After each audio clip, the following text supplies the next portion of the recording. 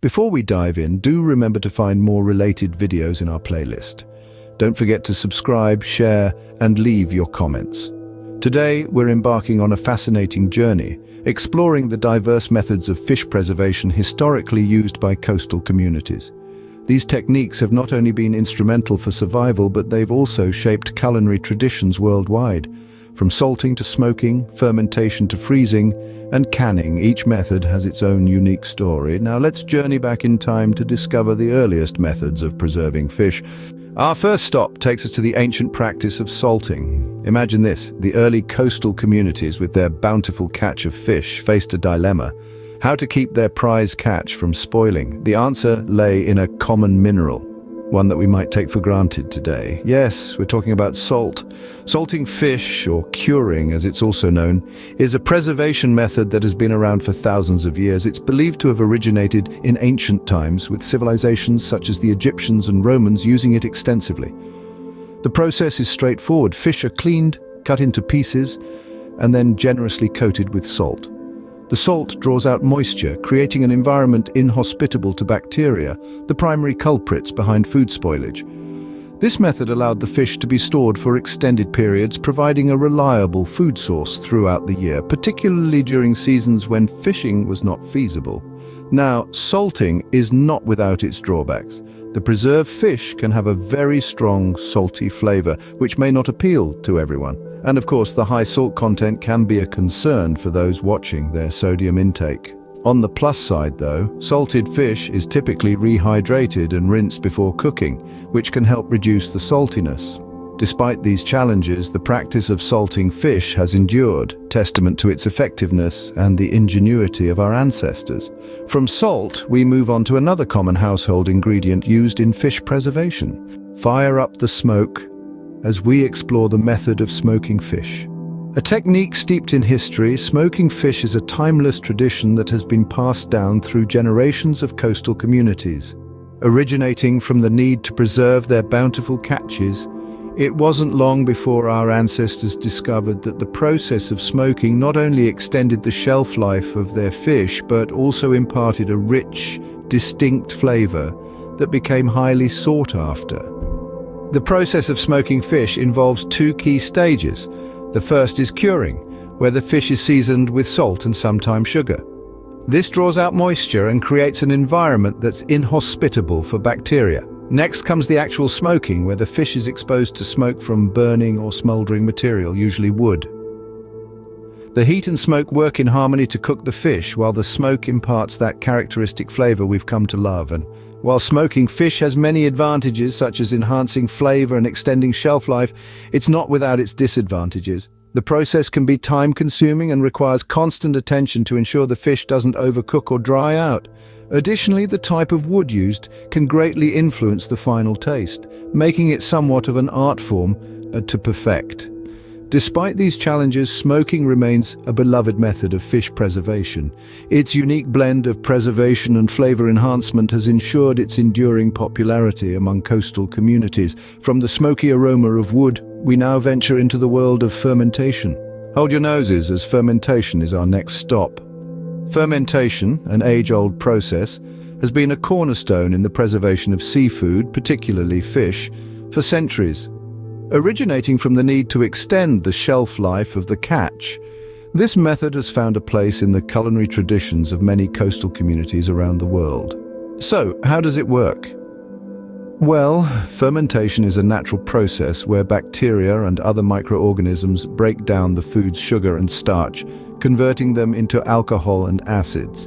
When applied to fish, this process not only preserves the catch but also enhances its flavor, creating a unique taste that's often appreciated by the locals.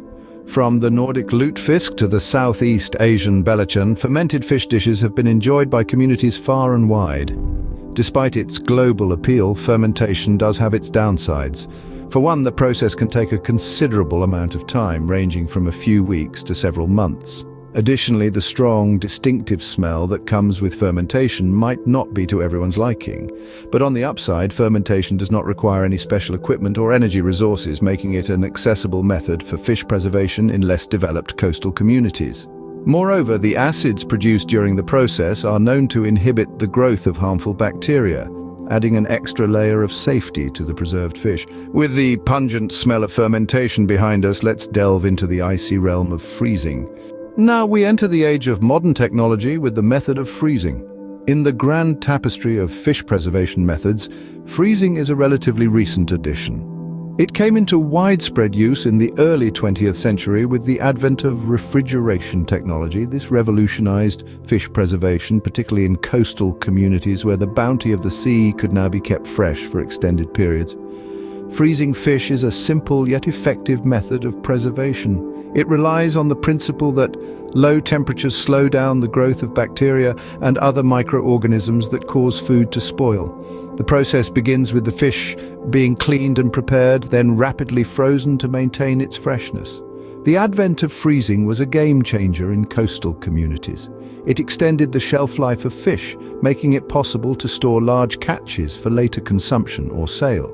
Moreover, it allowed these communities to transport their seafood products over great distances without the risk of spoilage, opening up new markets and opportunities. However, freezing is not without its limitations. It requires access to consistent and reliable electricity, something not always available in remote coastal communities. There's also the issue of freezer burn, a condition where the surface of food becomes dehydrated over time, leading to a change in texture and taste.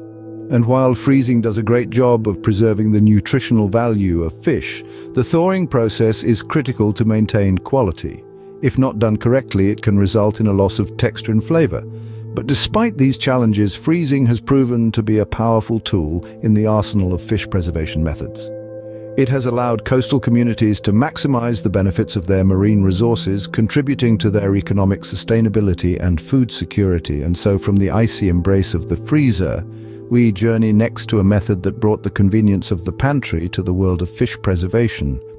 From the freezing cold, we move to the convenience of canning. Our final stop brings us to the invention of canned fish, a remarkable method that revolutionized the way people preserved fish. Canning was introduced during the early 19th century. The process starts with the fish being cleaned, trimmed, and sometimes pre-cooked. The fish are then packed into metal cans, sealed and heated to kill any bacteria and create a vacuum seal. This process, called retort, is what gives canned fish its long shelf life. The advent of canning was a game changer for coastal communities. It allowed them to preserve their catch for much longer periods, extending their markets far beyond their local shores. Fish caught in the Atlantic could now be enjoyed by folks in the heart of the continent. This method also reduced waste, as surplus fish that would have otherwise gone bad could be canned and stored. Canning also brought about a significant shift in the diet of many households. With canned fish, people could enjoy a source of protein and essential nutrients year-round, regardless of seasonal changes or fishing conditions. Canned fish like tuna, salmon, and sardines became staples in many kitchens around the world. But like every innovation, canning has its drawbacks.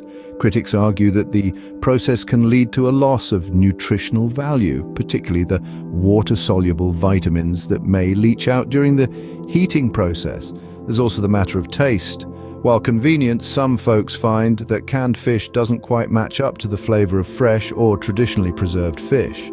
Yet despite these concerns, the benefits of canning fish far outweigh the drawbacks. It's a method that has stood the test of time, providing a reliable source of preserved fish for nearly 2 centuries. It's safe to say that canning has left an indelible mark on the way we preserve and consume fish. And with that, we've explored the evolution of fish preservation methods from salting to canning. As we end our journey, let's revisit the key points we've covered today. We started with salting, a method as ancient as the sea itself, where the preservative power of salt was used to keep the fish fresh. We then moved on to smoking, a technique that not only preserved the fish but also added a unique flavor. Next, we delved into fermentation, a method that might seem a bit unusual to some, but has served as a staple in many cultures for centuries. Then we transitioned into the modern era with freezing, a method that allows us to enjoy seafood regardless of the season or location. And finally, we explored canning, a revolutionary technique that changed the way we store and distribute food globally. Each of these methods holds a unique place in history and has played a significant role in shaping our culinary landscape. Thank you for joining us on this journey through time. Remember to subscribe, share, and leave your comments. Until next time, keep exploring.